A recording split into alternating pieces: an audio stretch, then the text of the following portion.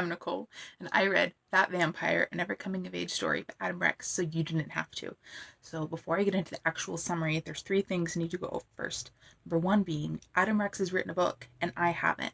And I just want to say that I think that he's really neat for that, and he's done something that I never could before, and I just want to make it abundantly clear that I'm just trying to neutrally summarize his story.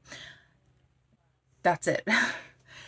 Second thing is, there are some trigger warnings in this summary, so if any of these bother you, no worries, I'll just catch you in the next one. So the trigger warnings are, there is cyberbullying, there is animals that don't make it to the end of the book, there are characters that try not to make it to the end of the book, and then there are major characters that don't make it to the end of the book. So if any of those bother you at all, totally understandable. Third and final thing is, there are some slurs in the physical book, not this summary. So if you are inspired by this to read it for yourself, just be aware that those exist. So the slurs are the F1 for gay people, the G1 for travelers, and then the R1 for someone's mental faculties. And then as a spicy little extra, there is some homophobia in the actual book. So if any of those are not for you, no worries, maybe stick with this video. So let's get into it. So the story starts with the titular fat vampire, Doug, and he's lying on the ground with a stake in his heart. And then we get a flashback to the previous summer where him and his human best friend Jay are in San Diego.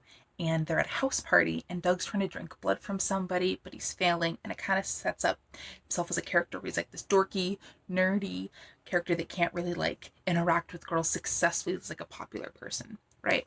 So after he fails at drinking blood from a human, he breaks into the San Diego Zoo and tries to drink from the panda exhibit, but he fails at that too, so he flies away as a bat and just escapes.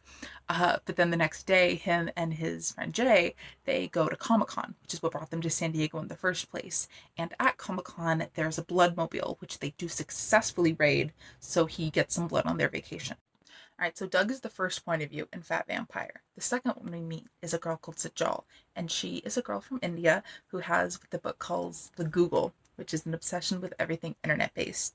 And one day her parents catch her just staring at herself in the viewfinder, like she's doing a live stream of herself, and she's just looking at herself. And if someone tries to talk to her, she'll shush them in case she misses something important. It's literally just,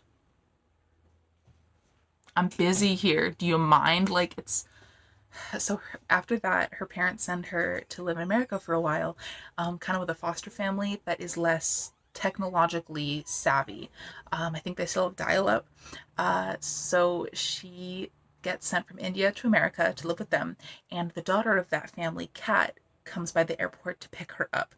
And they go to the baggage claim, and Sajal sees her luggage there, but she just says she doesn't because she's embarrassed of like the things inside. Like she has her traditional clothes and a figurine of one of her gods, and it's just, she just pretends not to see it and just goes to Kat's house without anything. So now we're meeting the third point of view in Fat Vampire, which is a guy called Alan, and Alan has his own vampire hunting show. So he finds the footage of Doug breaking into the panda exhibit, he puts it up on the show, right with debuting his new weapon, which is a ranged weapon that launches stakes. He calls it the Redeemers, which is a big thing. And Doug and Jay see this back at their home at their homes in Pennsylvania. And that's when Doug realizes he can turn into a bat. Like, he didn't know he could, and he just sees him do it for the first time. So him and Jay go practice for the rest of the night, seeing if he can go from human to bat and vice versa over and over again. So the next day is the first day of school, and this is when Doug meets Sajal for the first time. And later that day, Doug has a kind of impromptu meeting with this jock at the school called Victor. We find out that Victor's the one that sired Doug in the first place, like turned him into a vampire. And as they're discussing some vampire-related things, this guy comes up and invites them to a secret vampire masquerade meeting thing, and mysteriously disappears. So after they both get their invitations, Doug goes to Kat's house and Sajal's to hang out for a while and asks Sajal out on a date. Hi, Editing Nicole here. And not to be the one to speed run my YouTube career, but I already forgot a clip that I needed to add, and therefore needing an Editing Nicole. So Doug just asked Sajal out on a date, which he said yes to. So then we jump to the night of the secret vampire meeting thing, right? And before it starts, Doug and Jay are a few fields away, and they're testing out what can actually like kill a vampire. Like they're testing out the myths because Doug is still pretty new to being a vampire. So they're testing out like, does garlic work? Does holy water work? Do crosses work? And they're doing that until the time finally comes. So when it does, Doug goes to the house that it's being held at, and he meets the host, which is a vampire called Cassiopeia, and she is the strongest vampire in the area. I believe they say they're like in the foothills of the Appalachians in Pennsylvania, so Cassiopeia is the strongest vampire around there. And her goal of this like gathering was to assign all of the newly turned fletchling vampires an older mentor vampire to help them like learn how to be vampires basically. And Doug gets a mentor named Stephen David, who is not present at the meeting. Yeah, and that's pretty much it what I forgot. I'll let normal Nicole continue. So while all this is happening, Alan is back in San Diego following Doug's breadcrumbs from the like learn where he is and like putting some things together. So now back in Pennsylvania, Doug goes on that date with Sajal, and it's really weird all the way through. So it's a group date. So there's like four couples, I believe, that they're part of, and they go to see a midnight production of the Rocky Horror Picture Show. But their seats aren't together. There's like one or two people in between them, so it's not like they can have any like moments together or anything like that. And then they get the bag of props, like they get the rice and the newspapers and all that. And at one point, Doug's trying to make his own joke at some point in the movie, and some other person attending the show was like, "Hey, you can't do that. There's rules. You can't just invent stuff." And then someone else comes to his defense and he's like, "How do you think the rice and the newspapers got started in the first place?" And it's like a really weird energy for a first date. Like it doesn't feel like they connect at all during this time. So then later, Doug has that first meeting with his mentor, Stefan, and they talk for a little bit, and eventually the subject of what can kill a vampire comes up, which is important for later. Um, so then after that meeting, Doug goes to hang out at Jay's house, and he accidentally hypnotizes someone for the first time, like puts them under their thrall. Then, back in San Diego, Alan's assistant Mike learns that Doug lives in Pennsylvania, so they've been looking in the wrong place the whole time. So back in Pennsylvania, Doug and Jay are hanging out one day, and Jay calls Doug out for being meaner lately and like selfish, especially to Jay. And Doug just blows him off and ignores him. It's like, oh, he doesn't know what he's talking about. So Doug has another meeting with Stefan, and they start the conversation with how Doug got turned in the first place. And then later, Stefan brings up the idea of humans being the real monsters as opposed to the actual vampires. So then Doug leaves, and while he's riding his bike home, he finds a deer. And when he drinks from it, he describes himself going through this change. Like that's the night he really became a vampire. So he's biking home really fast, and he stops by a gas station on his way home, and he sees that there's a robbery happening there. So he stops it with his newfound powers, and he's faster and stronger now. So after that happens, well, he's like amped up on adrenaline and deer blood. He stops by Sajal and Kat's house, and Sajal's just like, "I don't want to date you anymore. I don't want to like hang out with you. Basically, I don't like you." And Doug immediately goes on like the dude bro offensive, like, "Oh, you're just leading me on. Can't believe you would do that to me." And so Joel just like counters with like, "You're not nice, like you're not a good person." She's like, "You don't want to actually improve and be good, you just want to be admired." And then she just leaves and like she goes back inside. So then Doug the next day, he's just totally different, right? Like he's confident, he's arrogant, and he snaps at someone for like being slightly rude or mean to Jay, but like it's the kind of thing that he would totally do to Jay if he was in a bad mood or if Jay slighted him at all. So Alan and Mike found the CCTV footage from the gas station of Doug stopping the robbery. So they stalk that place out like in their van, and Doug has to come back there at some point to lift like a jacket. or something at the gas station. So when he leaves, he notices the van following him. So he leads them on a high-speed chase while he's on like a bicycle. And then all of a sudden, a fog cloud starts to envelop Doug, and Alan and Mike can't see him anymore, but they're trying the rest to follow him and follow the fog cloud. But Doug leads them to run their van straight into a telephone pole, and they're okay, but their cars crashed. So Doug comes in and takes all their cameras so they can't, show what they saw, basically. So, what I like to call the final act of the story is centered around their high school's production of West Side Story. And now that Doug is no longer dating Sajal, he starts to date this girl from the cast named Abby. And Abby is completely unremarkable. The only detail so far has been that she attended the Rocky Horror Picture Show showing that he went on with Sajal. And meanwhile, Sajal is kind of watching Doug and putting some pieces together about what he is and the things he does. So then later, Doug goes to Cassiopeia's house again for another meeting, and he talks about the possibility of a vampire becoming human again, but he throws Victor under the bus in the process. Like, he's not asking for himself. Like, he heard Victor talking about it, even though he's the one that wants to know. And then meanwhile, while he's talking to Cassiopeia, she lets Doug know that his tutor Stefan is a liar. So there's a mini cast party that happens for all the people that are on West Side Story, and it is hosted by one of the girls in it called Ophelia, who's kind of been in the friend group throughout the story, but she hasn't really been important so far yet. So at one point during the party, Sajal pulls her aside, and we learn the real catalyst of what sent Sajal to America. So yeah, the Google helped, like with the live stream thing, but this was the main thing. So what happened was Sajal had a friend in real life, and both Sajal and her friend had an internet presence, but Sajal didn't like the kind of things that her friend was doing, so she started cyberbullying her, and she joined in with the other cyberbullies that were making fun of her and making fun of her content. But it got to the point where the other cyberbullies were like, dang, Sajal, like, you're kind of going like too far. So suddenly that girl stops posting stuff. And Sajal learns that her friend attempted to not make it to the end of the story. And that was the real catalyst that made her parents go like, oh yikes, no internet for her, send her out of here. So she tells this girl that, right? She tells the host of the party, hey, I did this thing, because of my actions, someone tried to do that. And then she immediately hits her with, also, I think Doug is a vampire.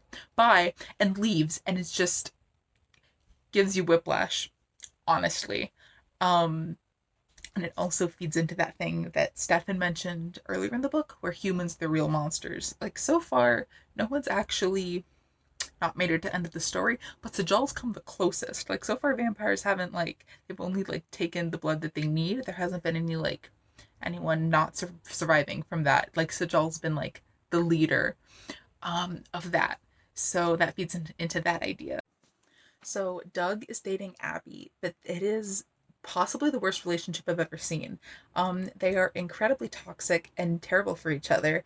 All Doug does is use her as a blood bank, and gropes her, basically. And whenever one of them sees the other with a person of the opposite gender, they immediately get jealous, go like, oh, I knew you were cheating on me, if it's just talking to someone. Um, so that's happening. And then one day, they're at a dress rehearsal for West Side Story, and Doug realizes that Jay isn't there, but he didn't even notice. Like, someone came up to him and was like, hey, have you seen Jay? Like, where is he? And he had no idea. Like, Jay is his best friend since childhood, isn't even on his radar anymore. So after the dress rehearsal, Doug and Abby go to leave, but Doug sees Stefan in the parking lot, so he leaves Abby in the car to go talk with his mentor for a minute. And Stefan brings up the idea that not surviving to the end of the story by your own means is ungrateful. And right after he says that, Abby, in her car, rams into the fence. So Doug runs back over to her and carries her straight to the hospital, like Shark Boy and Lava Girl style, just like holding her, uh, and runs there. And after he drops her off at the hospital, like, to get taken care of, he sees Jay's sister there. And Jay's sister tells Doug that Jay and their dog have been attacked, and both of them have lost a lot of blood, and that the dog did not make it to the end of the story. Um, so Doug obviously realizes that it was a vampire thing. And as he's leaving the hospital to avenge Jay, he sees Victor and just immediately assumes that Victor was the one that did it and just starts projecting on him. So he starts chasing after Victor, but along the way, he stops by a couple places to drink some blood to kind of power himself up. So he stops by the gas station that he saved and drinks from the attendant, and then he also stops by Sajal's house and drinks from her. Okay, so Doug follows Victor to Stefan's house, and when Sajal wakes up, she tries to follow him to the best of her ability. And when Doug sees Victor, he starts attacking him, even though Victor and Stefan were attacking each other. And finally, their altercation makes their way outside. And it's revealed that Stefan doesn't want to be around anymore. He doesn't want to make it to the end of the story, but he thinks that doing that to yourself is ungrateful. So his plan was to turn a bunch of people into vampires and just kind of leave them, but do it to so many people that hopefully one of them would have been mad at him enough to take care of it for him. And that's about to happen. Someone's about to come up and take care of it for him. But all of a sudden, out of nowhere, it happens from his back. A stake comes through, takes care of it for him. And they look to behind Stefan and they see Mike there, Alan's assistant, with the Redeemer, uh, the ranged weapon from the vampire hunting show. And that's when Sajal comes by, right? So, bang, Sajal comes. Stefan doesn't make it. Um, and Victor leaves, but Mike is able to aim at Doug next. And now Doug has a stake in his heart, and we're brought back to the epilogue that started the book. So Sajal is there when he dies, and then we're given a Clue the movie like series of endings, possible endings, right? So some of them end up with um, Doug and Sajal getting together. Some of them don't. Some of them end up with, oh, they moved to New York and were roommates as they had a law firm slash photography studio. You know, some of them have them having shared custody of their kids and they have share on weekends, things like that. And we're given this whole list of possibilities. And the final one is just he doesn't survive to the end of the book. I'm hoping you understand what I'm meaning when I say these things, to try to avoid YouTube things, but just those two words, he. Right? So that's how the book ends. We're not given any definitive answers of what the actual final correct possibility is. We don't know. It's left as an open ending. So that was it. That was Fat Vampire. Let me know what you thought. Did you like it? Did you hate it? Did it make you want to read the actual story, or was this enough for you? I get both. What book would you want me to read for you guys next? What was your favorite part? My favorite part in the summary was the nerd culture, from the stuff that happened at Comic-Con to the Rocky Horror Picture Show to theater. I thought it was portrayed fairly accurately. My favorite part that wasn't included in the summary was okay, so at the first time he's meeting Cassiopeia, when the fletchling vampires are being assigned to their mentors, there's this girl called Absinthe, and she's like walked out straight out of a Hot Topic, from like 2006, right? Very Ebony Darkness Dementia Raven way. Um, and there's this other elder vampire there, who's flirting with someone else. And Absinthe goes up to him and he's like, oh, Absinthe, what? Like, what are you doing here? And she's like, oh, so you can remember my name, but you don't remember to call me? And just, she had the best lines in this whole book. She wasn't relevant enough to add to the summary, but if you read Fat Vampire, I encourage you to take note of Absinthe, because she is absolutely my favorite character. She's just chef's kiss. So yeah, um, have a lovely rest of your day.